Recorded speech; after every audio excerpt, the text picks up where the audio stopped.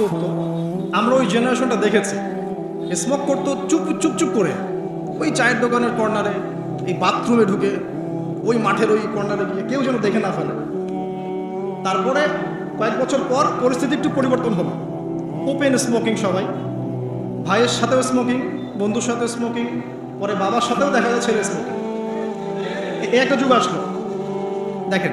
তারপরে আস্তে আস্তে নতুন নতুন মদ আসতে লাগলো, গাঁজা, হেরোইন, প্যাথেডিন, হ্যাঁ, হুইস্কি ইত্যাদি ইত্যাদি, পেন্সিডিল, ইয়াবা। এখন ইয়াবার যুগ, আরও আপগ্রেডেড কোনো মদ আসছে। এখন সিগারেট টিকেট কোনো বিষয় নেই, কিন্তু ফ্যাশন।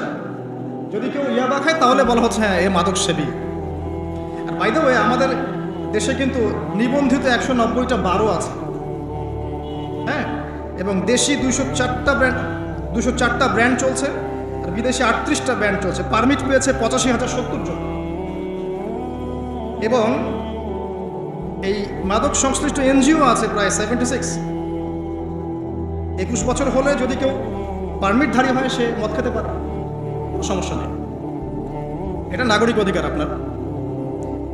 আবার আশ্চর্যের ব্যাপার এটাও যে এগুলো খুলে উন্মুক্ত করার পরেও আবার মাদক নিরাময় কেন্দ্রও আছে 7টা।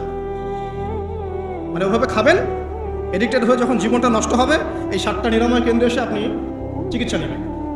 এগুলো ডিপার্টমেন্ট আছে, সদর দপ্তর আছে, সব গোয়েন্দা সংস্থাও আছে।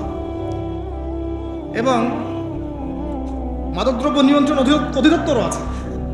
তো এটা একটা সার্কাস, মানে এই ওয়ার্ল্ডটা হচ্ছে একটা সার্কাসের যুগ। এই বিশ্বে যা হচ্ছে না, খালি চোখ দিয়ে যা দেখছেন, এর বেশিরভাগই সার্কাস। যেটা বলছিলাম, এখন ইয়াবার যুগ চলছে না। একটা সময় ছিল যখন ছেলে মেয়ে যদি অ্যাফেয়ার করতো লুকিয়ে লুকিয়ে, চিঠি দিয়ে, কেউ যেন না জানে, তাই না?